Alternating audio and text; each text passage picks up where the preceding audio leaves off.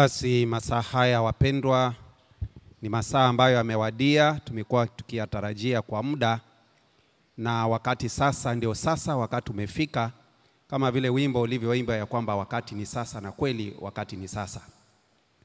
Wakati ambao ni maalum kabisa. Mtumishi wa Bwana ako tayari, mtumishi wa Bwana Dr. Pastor Lucas Nzungu, ambaye amejiandaa kuweza kuzungumza na sisi.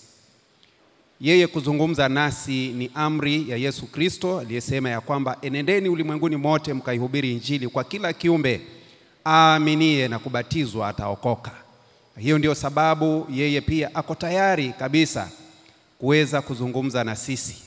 Kwa hivyo nachukua nafasi hii mahali popote ulipo, ukiwa katika mahali popote katika ulimwengu huu, ukiwa Tanzania, ukiwa kule sehemu za Uganda, ukiwa Marekani, ukiwa sehemu za Ulaya, mahali popote katika nchi ya Kenya, basi ni nafasi ya pekee niweze kukukaribisha kwa namna ya kipekee ya kwamba ujumbe wa siku ya leo kaweze kuwa ujumbe wako, na Roho wa Mungu aweze kunena na wewe mahali popote ulipo, ili hatimaye kufikia mwisho na mtumishi wa Bwana atakapoita wito, basi usifanye moyo wako kuwa mgumu, ili ukaweze kupokea sauti ya Bwana na hivyo ukaweze kubarikiwa. Basi kwa pamoja kwa wakati huu, ningependa ya kwamba tuweze kujumuika pamoja kwa maombi, ndipo mtumishi wa Bwana ataweza kuendelea. Tunaomba.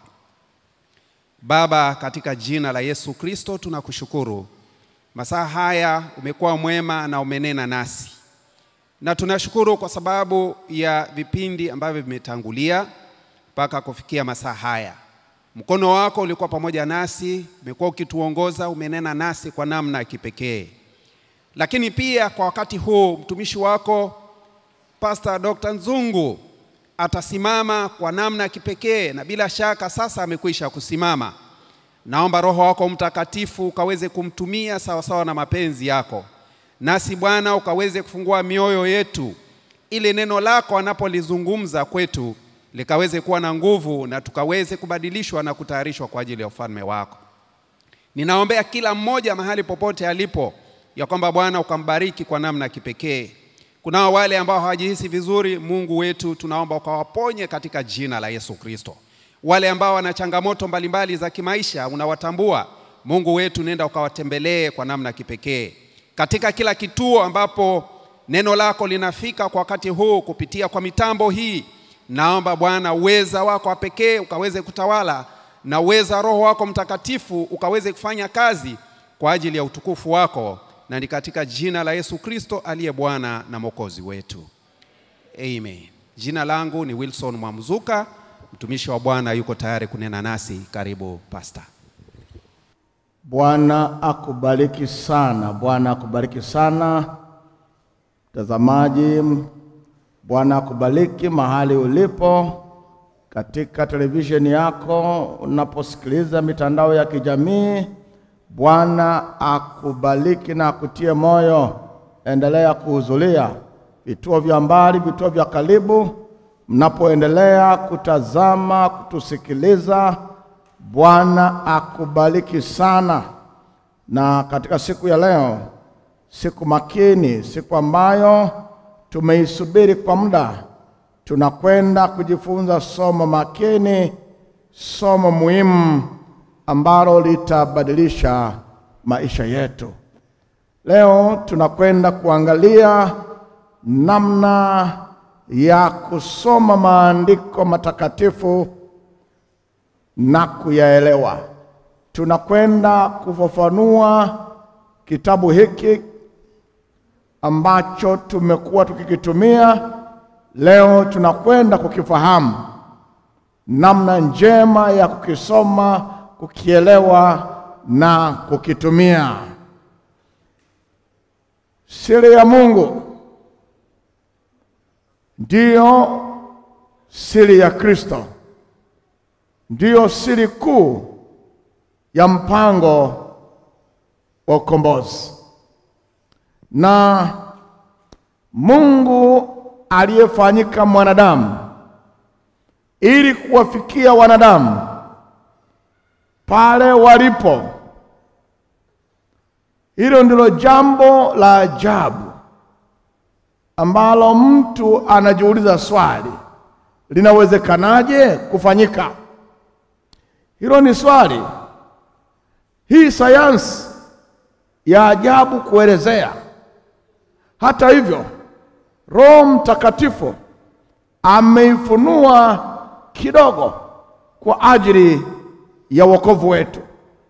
Kwa hiyo kila nabii aliyeitwa amepewa jukumu la kutangaza sehemu ya kipande kidogo cha siri ya Mungu. Kila nabii aliyeitwa, kila mtume aliyeitwa amepewa sehemu kidogo tu ya kutangaza siri ya Mungu. Na hii ndiyo siri ya Mungu ya kuchakata ukombozi wetu unaotoka milele na kwenda milele. Siri hii kubwa ndio ambayo Mungu anatamani tuijue. Na siri hii kuu imefungamanishwa na kitendawili cha yeye aliye Mungu toka milele kutwaa asili ya mwanadamu. Kwa hiyo hakuna nabii aliyepewa jukumu la kutangaza siri yote ya Mungu yeye peke yake, ila kila nabii amepewa kipande kidogo tu.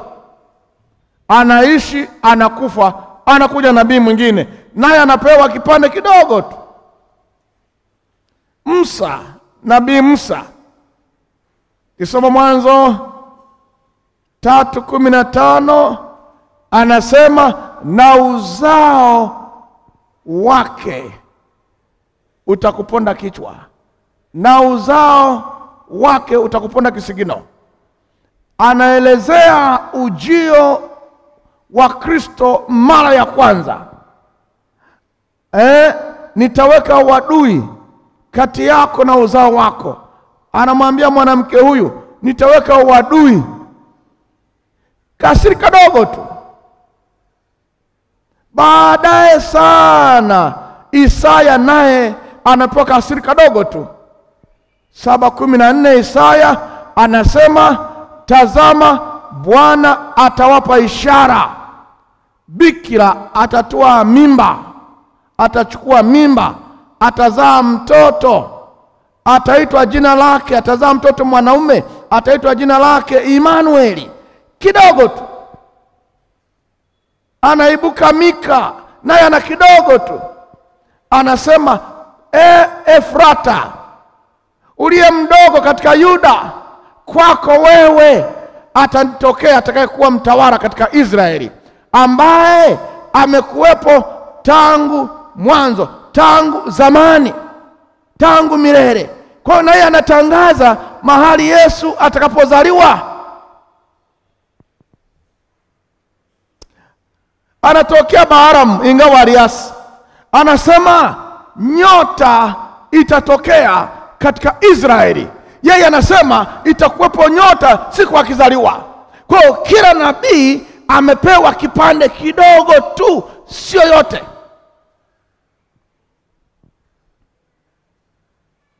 Na kila nabii aliyeitwa na kupewa kipande kidogo cha kutangaza, na jukumu hilo la Roho Mtakatifu ni kumpa nabii sehemu ndogo ya jukumu hilo. Ndio maana Roho Mtakatifu anawagawia kama apendavyo. Huyu anampa haka, huyu anampa haka, huyu anampa haka. Alafu vyote vikiungana vinaleta ile siri ya Mungu iliyokuu. Na kwa kuwa ni siri, huyu anapewa kadogo, anaishi miaka 50, miaka 60, miaka 100, yote anatembea na hako kamoja.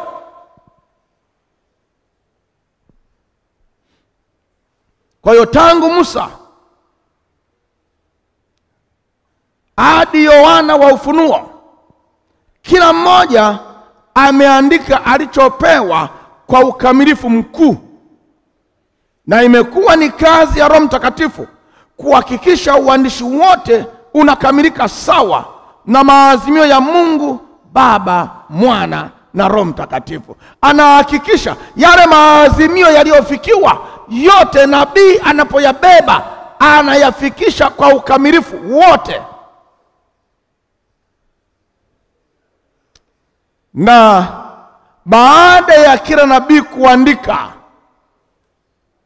vyote walioyaandika, kitabu kimoja kimoja walichoandika ndivyo vinakusanywa pamoja na kutengeneza kitabu kimoja kinachoitwa sasa Biblia. Kwa hiyo Biblia ni mkusanyiko wa vitabu vingi na ni mkusanyiko wa mafunuo kidogo kidogo ambayo tangu mwanzo mpaka Ufunuo tunaingia mbinguni. Bwana ameyafunua kwa ufasaha. Neno hili Biblia, neno hili Biblia ni neno la lugha ya Kiyunani, Biblos, maana yake maktaba, library. Kwa sababu hiyo Biblia ni maktaba yenye jumla ya vitabu 66 vilivyowekwa pamoja. Hili jina hili Biblia maana yake maktaba. Kuna watu wanasema halimo kwenye Biblia. Hili neno Biblia haliko kwenye hayo maandiko. Kila kitabu kimoja kimoja kilichowekwa humu vikikusanywa kwa pamoja ndio vinatengeneza mkusanyiko wa Biblia, vinatengeneza maktaba yenye jina sasa Biblia. Kwa sababu hiyo imegawanyika. Maktaba hii ina vyumba vikubwa viwili. Chumba cha kwanza kinaitwa Agano la Kale. Chumba cha pili kina vitabu vingine vinaitwa vitabu vya Agano Jipya. Utaniambia mgawanyiko huu uko wapi kwenye hiyo Biblia? Mgawanyiko huo mbona hauko kwenye maandiko? Jibu ni kwamba mgawanyiko umo kwenye maandiko. Nenda katika kitabu cha Waebrania na ile sura ya kwanza. Waebrania na ile sura ya kwanza. Angalia ile sura ya kwanza na fungu la kwanza. Maandiko yanasema, Mungu ambaye alisema zamani na baba zetu katika manabii kwa sehemu nyingi na kwa njia nyingi. Mungu ambaye alisema zamani.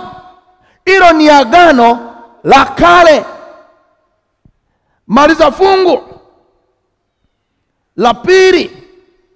Mwisho wa siku hizi, mwisho wa siku hizi amesema na sisi katika mwana aliyemweka kuwa mrithi wa yote, tena kwa yeye aliufanya ulimwengu. Mwisho wa siku hizi, siku hizi amesema na mwana. Kwa hiyo Injili kuanzia Mathayo mpaka Ufunuo, siku hizi amesema habari za Yesu. Hizo ndizo zinaitwa Agano Jipya. Mgawanyiko huu uko tayari ndani ya maandiko matakatifu. Alisema zamani na manabii, Agano la Kale. Amesema siku hizi na sisi katika mwana, ndiyo Injili, ndiyo habari njema. ndio Agano Jipya. Kwa mgawanyiko wa Biblia uko ndani ya Biblia yenyewe katika kitabu cha Ibrania 1 aya ya 1 na ya 2. Kwa Biblia kama ilivyo, kila kitabu cha Biblia ina sifa, na kila kitabu cha Biblia kimevuviwa ni pumzi ya Mungu. Kila kitabu cha Biblia kimevuviwa ni pumzi ya Mungu. Na kwa sababu hiyo, ukisoma Petro, kitabu cha pili cha Petro na ile sura ya 1 na fungu la 21, anasema, maana unabii au kuletwa popote kwa mapenzi ya wanadamu, bali wanadamu walianena yaliyotoka kwa Mungu, wakiongozwa na Roho Mtakatifu. Kwa maneno hayo, kila kitabu cha Biblia ni uvuvio, kimevuviwa, kimeandikwa chini ya uongozi wa Roho Mtakatifu. Hakuna mtu aliyeandika ya kwake. Kwa hiyo Biblia uwezi ukaitafsiri, uwezi ukaifafanua, uwezi ukaifanyia fasihi kama unavyofanya kwa Chinua Achebe na vitabu vingine vya riwaya. Amna. Unapoenda kusoma Biblia, unajua imeongozwa na Mungu kwenye uandishi. Unapoenda kusoma riwaya, novel, hazina uvuvio. Hii Biblia imesoma miaka na miaka na mamiaka na mamiaka, na ni mpya kila siku, na haizeeki. Vingine vyote vinazeeka. Ukimaliza kusoma, hamu yake inaisha. Hii haimalizi hamu kwa sababu ya uvuvio. Inasema na sisi kila wakati, kila saa, inatuelekeza kila wakati, kila saa. Ina mambo ya zamani, mambo ya sasa na mambo yajayo.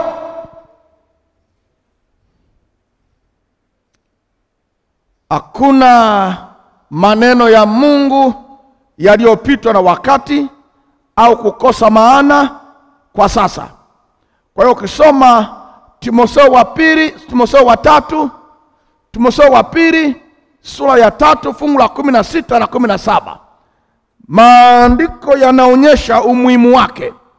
Anasema kila andiko, capital letter, kila andiko lenye pumzi ya Mungu lafaa kwa mafundisho, kuwaonya watu makosa yao na kuwaongoza. Kila andiko, kila andiko. Alafu anasema na kuwaadibisha katika haki, ili mtu wa Mungu awe kamili, amekamilishwa, apate kutenda kila tendo jema. Leo dunia inahangaika na wezi. Askari wanahangaika na wezi, wanahangaika na majambazi waliokubuhu, wanahangaika na watu wanaofanya uhalifu mkubwa, kwa sababu andiko la Biblia alisomwi, limedharauliwa. Lakini maandiko yana kazi ya kutengeneza mtu mwema, mtu aliye kamili, amekamilishwa, anatenda kila tendo jema. Maana Biblia inazuia kila aina ya uovu. Kwa hiyo kila andiko linafaa kwa wakati wote kuleta mafunuo ya tumaini litokalo juu kwa watu wote duniani. Hakuna wakati ambapo Biblia inazeeka. Na kwa hiyo Biblia ni kazi ya Mungu. Chanzo chake, asili yake, mamlaka yake na mtunzi wake ni Mungu mwenyewe. ili mradi Mungu anaishi milele na maandiko yanaishi milele, hayatapita. Petro anasema waliyanena yaliyotoka kwa Mungu. Paulo amesema waliongozwa na Roho Mtakatifu. Waandishi hawa wa Biblia walikuwa na sifa. Waliteuliwa kwa sifa. Na sifa zao ni kubwa. Moja, walimcha Mungu. Kila aliyepewa jukumu na Mungu na Roho Mtakatifu akamwongoza kuandika alikuwa mcha Mungu.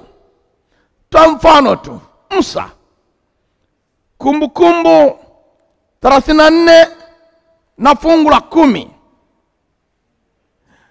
anasema wala hajainuka tena katika Israeli nabii kama Musa, ambaye Bwana alimjua uso kwa uso. Uso kwa uso. Bwana na Musa. Musa anamjua Mungu, anamjua Bwana uso kwa uso, kwa sababu ya uaminifu wake na kumcha Mungu. Lakini sifa ya pili kubwa, sifa ya pili, walichaguliwa na Mungu. Hawakujichagua, wala hawakwenda kutangaza mimi ni mtume na nabii. Mtume na nabii. No, hawakwenda kutangaza. Bwana ndiye aliyetangaza habari zao. Tunasoma katika Yeremia 1 fungu la 4 na la 5. Maandiko yanasema, neno la Bwana lilinijia kusema, kabla sijakuumba katika tumbo nalikujua, kabla hujatoka tumboni nalikutakasa, nami nimekuweka kuwa nabii wa mataifa. Haleluya. Bwana anawachagua tangu tumboni. Bwana aliwachagua. Na hata mitume ambao wameandika Agano Jipya walichaguliwa, hawakujichagua. Angalia Yohana 15 na fungu la 16. Yohana, Agano Jipya, Yohana 15 na fungu la 16. Anasema, si nyinyi mlionichagua mimi, bali ni mimi niliyewachagua nyinyi. Kwamba hawa mitume ndani yao, baadhi yao wakaandika Agano Jipya, walichaguliwa na Mungu mwenyewe, hawakujichagua. Kwa kazi iliyobaki mikononi, kazi ilipobaki mikononi mwa Roho Mtakatifu baada ya Yesu kuondoka, na Roho Mtakatifu naye alichagua mitume na manabii. Soma nami Matendo ya Mitume na ile sura ya 13. Matendo ya Mitume na ile sura ya 13 na fungu la 2. Anasema, basi hawa walipokuwa wakimfanyia Bwana ibada na kufunga, Roho Mtakatifu akasema, nitengeeni Barnaba na Sauli kwa kazi ile niliyowaitia. Nitengeeni Barnaba na Sauli kwa kazi ile niliyowaitia. Roho Mtakatifu analiambia kanisa, nitengee huyu na huyu, ni watume, anawachagua. Lakini sifa nyingine ya 4, walijazwa na Roho Mtakatifu. Wote waliochaguliwa wote walijazwa na Roho Mtakatifu. Sasa hapa utofautishe Roho Mtakatifu wa sasa ambaye amezagaa duniani na huyu wa Biblia. Katika mikutano hii tutakuwa na siku ya kumwangalia Roho Mtakatifu wa sasa na huyu wa Biblia. Nilikuwa na mdogo wangu anayenifuata. Nikaenda kwa mkutano nikiwa na sari dini nyingine, na watu wa Mungu hawa wanaohubiri katika viwanja hivi walikuwa na mkutano.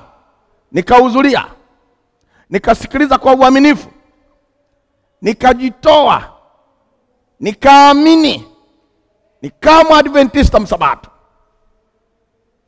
Nikarudi nyumbani wakati wa likizo, nikamkuta mdogo wangu naye ameamini, ameacha dini tuliyokuwa nayo, amekuwa Pentekoste. Marafiki zangu wa Pentekoste, nataka msikilize kisa hicho, na Bwana wabariki sana mnaposikiliza. Kwa hiyo nikajaribu kumfundisha, ikashindikana. Mwisho tukakubaliana kwamba tuombe, alafu kama ninakuamini mimi ndio ukweli utakuja, na kama unaamini wewe ndio ukweli huko nitakuja. Kwa hiyo tukapiga magoti, akanambia omba Msabato. Nikaomba, Mungu msaidie mdogo wangu anapokwenda shule, na mimi napokwenda shule akakutana na wewe, umbadilishe aje, na kama ukweli na uhubiri ndio wenyewe basi aje, la sivyo itendeke kama tulivyokubaliana. Katika jina la Yesu, amina. Akasema umemaliza? Nikasema nimemaliza. Akasema mnatania nyinyi wa Sabato, tuombe. Basi nimepiga magoti hapo, akaweka mikono juu ya kichwa changu. Gia ya kwanza kabisa, sijui ni gia namba 2, sijui namba 3, gia ya kwanza kabisa akafanya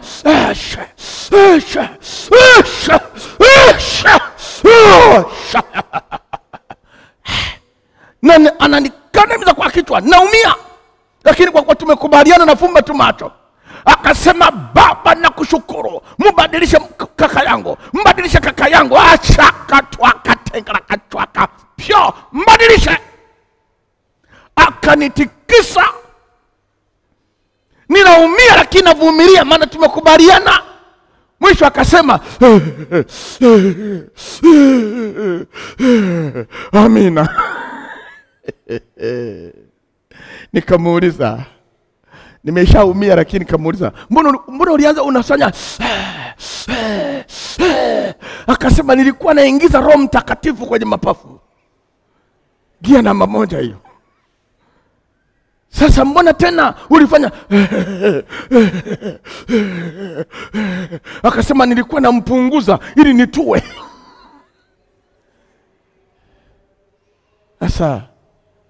Sasa nikaenda shule, nikarudi, na siku ya Sabato nikajiandaa, nikaenda kanisani. Nikamtafuta pale nyumbani nimwage, sikumuona. Nikafika kanisani. Nipokuwa kanisani, ibada inaanza, wanaingia viongozi wa shule ya Sabato, na mdogo wangu naye yupo pamoja nao. Kwa hiyo mimi ibada nzima inaendelea, nina maswali ya kuuliza. Ilipoisha tu akanitoroka, akakimbia, akarudi nyumbani. Ninafika nyumbani, anasema nilijua unataka kuniuliza. Nikamwambia ilikuwaje? Akasema nilipofika shule, nilikuwa mtunza hazina wa kanisa. Mama mchungaji akasema wewe utanyang'anywa mfuko, maana uneni kwa lugha, una Roho Mtakatifu. Na mimi mfuko ule nilikuwa na faida, maana mchungaji alikuwa ananikatia kidogo. Kwa hiyo ilipofika siku ya Jumapili, nikaona ili niendelee kuwa na mfuko, lazima nifanye jambo. Kwa hiyo baba mchungaji alipoanza kuhubiri tu, Yesu anaokoa, Yesu anaokoa, mimi nikanyanyuka. Ni mrefu, akanyanyuka kule nyuma, mrefu kabisa. Akaja anatetemeka. Bakusa bakunda chakwa taka. Bakusa. Mama mchungaji naye akatoka huko anasema, asante Yesu, asante Yesu. Leo mtunza hazina wetu amepokea Roho Mtakatifu. Nasema baada ya hapo, ibada ilipoisha, akarudisha kila kitu, mfuko wa fedha, na akamwambia mchungaji, yale nilikuwa najisemea ni maneno yangu, hata siyaelewi. Na mama mchungaji amesema nimevuviwa, nimeogopa. Ndicho kilichomfanya kumkuta kanisani. Roho Mtakatifu naye zungumza habari zake, sio huyo. Huyo sio mwenyewe, tutamuona huyo. Walijazwa Roho Mtakatifu. Katika Ezekieli 2 fungu la 1 na la 2 anasema, akaniambia, mwanadamu, simama kwa miguu yako, nami nitasema nawe. Naye aliposema nami, Roho ikaniingia, ikanisimamisha, nikamsikia yeye aliyesema nami. Kumbe Roho Mtakatifu akiingia ndani yako anakupa usikivu, sio kelele, anakupa usikivu. Mitume nao walijazwa na Roho Mtakatifu. Katika Matendo 2 fungu la 4, wote wakajazwa na Roho Mtakatifu, wakaanza kusema kwa lugha nyingine kama Roho alivyowajalia kutamka. Wakaanza kusema kwa lugha nyingine, neno nyingine kwa Kiyunani. Neno nyingine maana yake kuna ile ya kwanza wanayoifahamu, kuna nyingine ya watu wengine, sio mambo yasiyoeleweka. Tutakuja huko. Yohana kabla ya kupata mafunuo, kabla ya kufunuliwa, Yohana kabla ya kufunuliwa, maandiko matakatifu yanasema katika Ufunuo na ile sura ya kwanza kuanzia fungu la 9, anasema, mimi Yohana nalikuwa katika kisiwa cha Patmo kwa ajili ya neno la Mungu na kwa ushuhuda wa Yesu. Nalikuwa katika roho, katika roho siku ya Bwana. Nikasikia sauti nyuma yangu kama sauti ya baragumu ikisema, haya uyaonayo yaandike kachuo, uyapeleke kwa hayo makanisa 7. Uyaonayo yaandike. Na alikuwa katika roho siku ya Bwana. Kwa ili Yohana aandike kitabu cha Ufunuo, Roho alimvuvia ili Paulo afanye kazi yake kwa weledi mkubwa.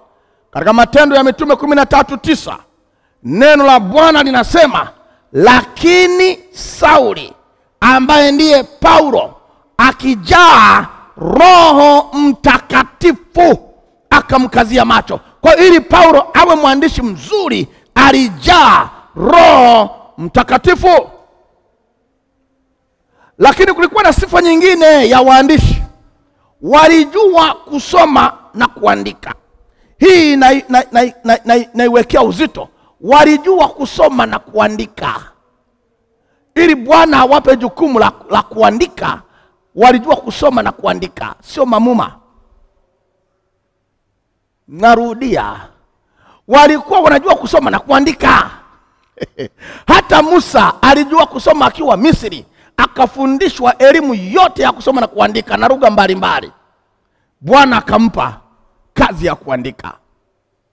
Angalia Daudi na Suleimani, Mambo ya Nyakati wa Pili sura ya 35 na fungu la 4, neno linasema, mukajiweke tayari kwa kadiri ya nyumba zenu, kwa zamu zenu, kama alivyoandika Daudi mfalme wa Israeli na kama alivyoandika Suleimani mwanae. Walijua kusoma na kuandika.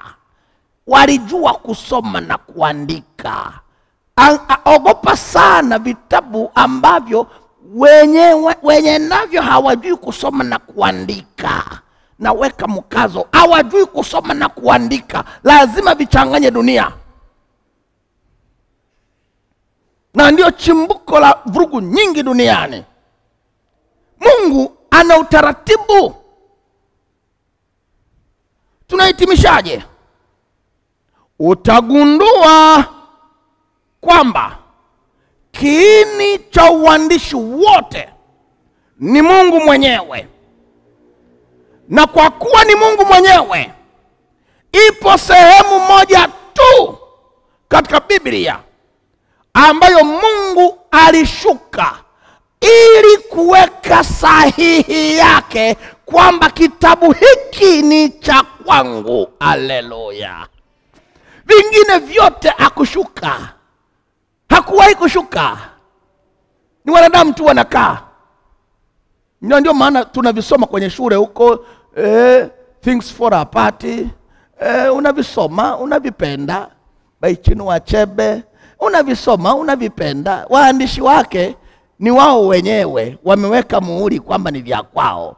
Hiki nachosoma, Biblia, hii makitaba, Mungu alishuka kutoka mbinguni aweke muhuri wake.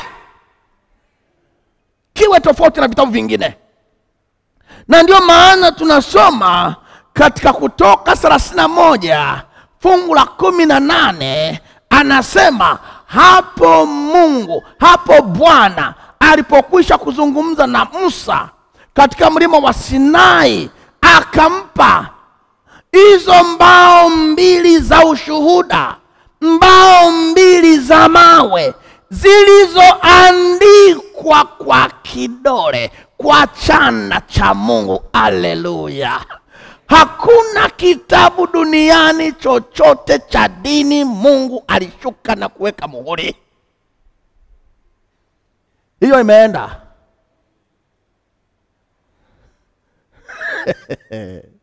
Hapo ninatulia kidogo. Hakuna kitabu chochote cha dini ambacho Mungu alishuka mwenyewe akaweka muhuri kwamba ni cha kwangu. Ni Biblia peke yake. Ndiyo yeye mwenyewe akashuka, akaandika kanuni. Na kwa nini nimesoma hizo amri? Alipoziandika mwenyewe kwa kidole. Uandishi walioufanya wa amri 10 katika tukio kubwa,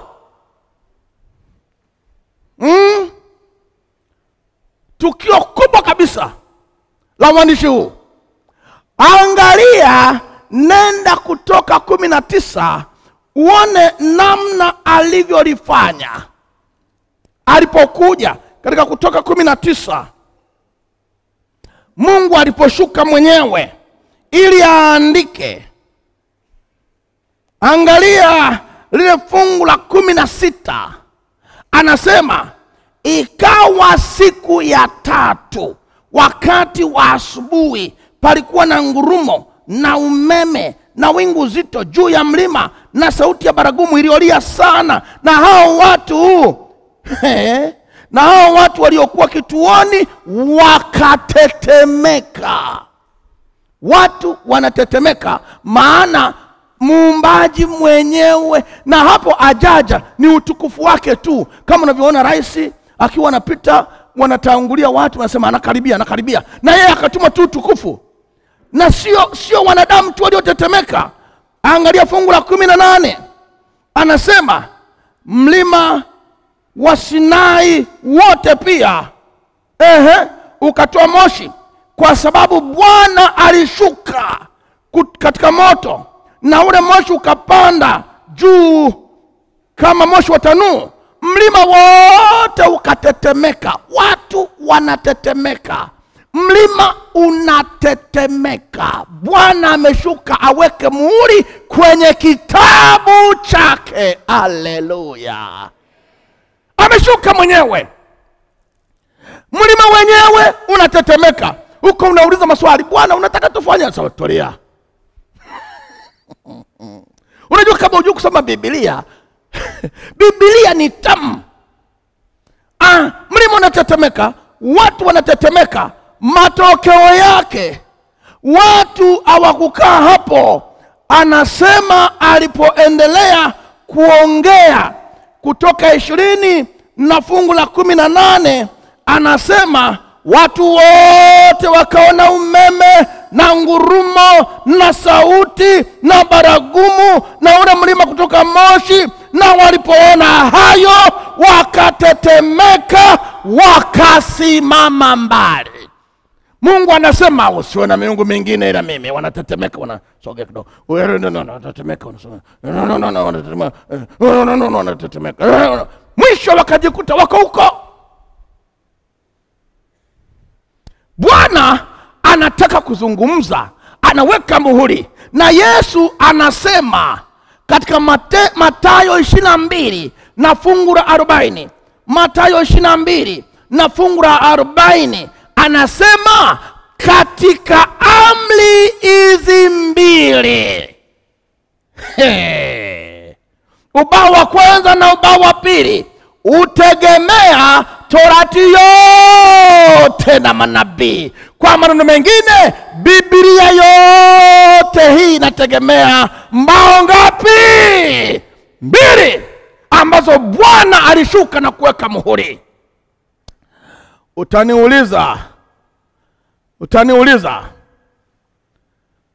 kwamba huo muhuri ukoje?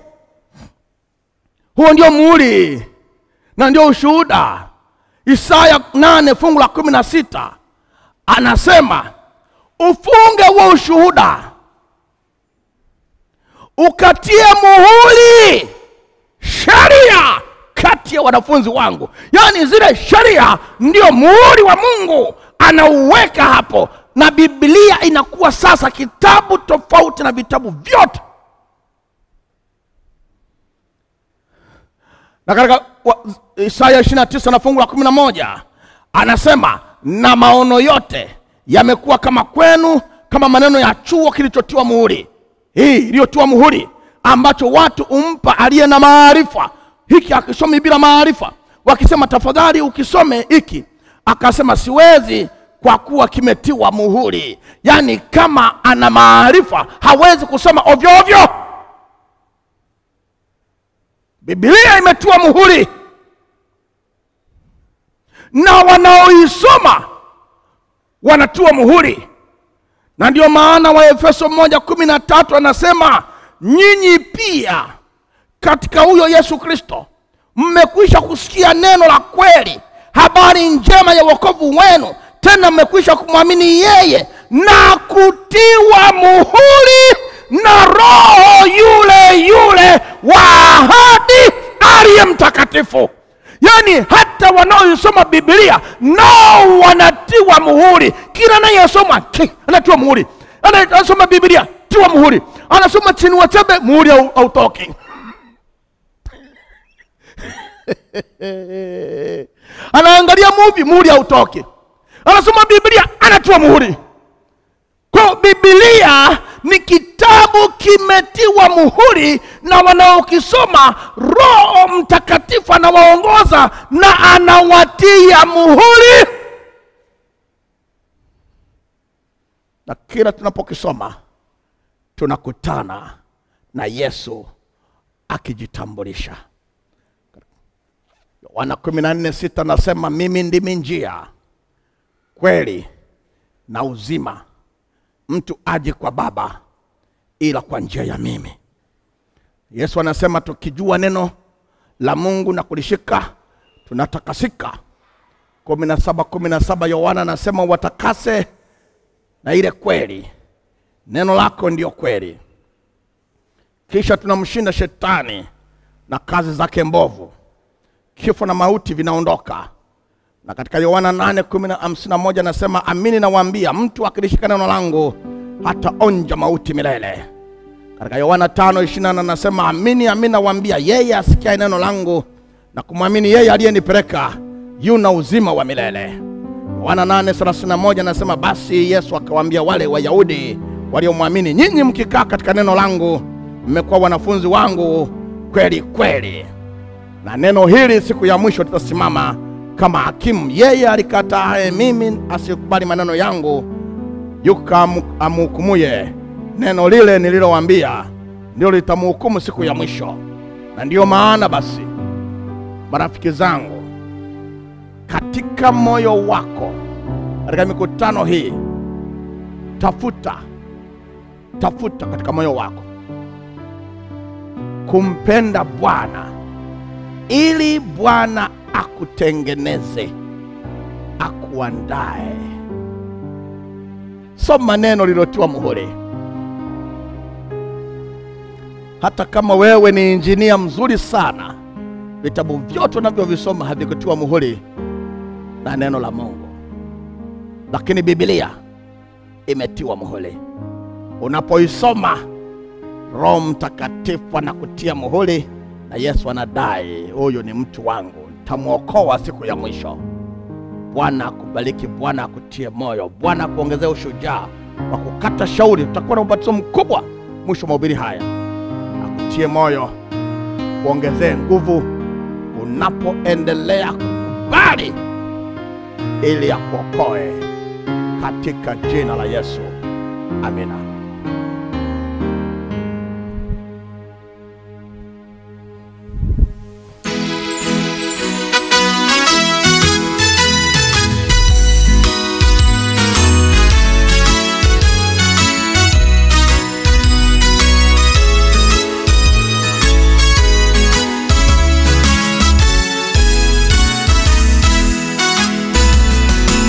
Nyakati tunazoishi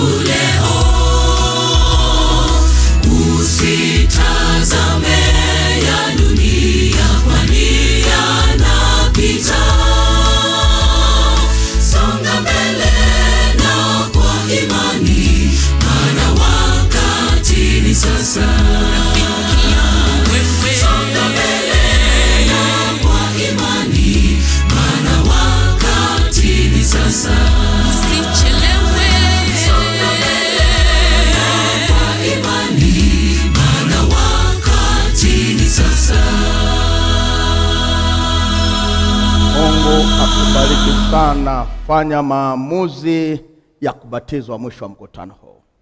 Kila juma katika vituo batizeni. Kila anayekuja anywe maji ya uzima bure. Katika kituo chetu cha Kizingo jioni ya leo tumeona ubora wa maandiko jinsi yalivyotiwa muhuri.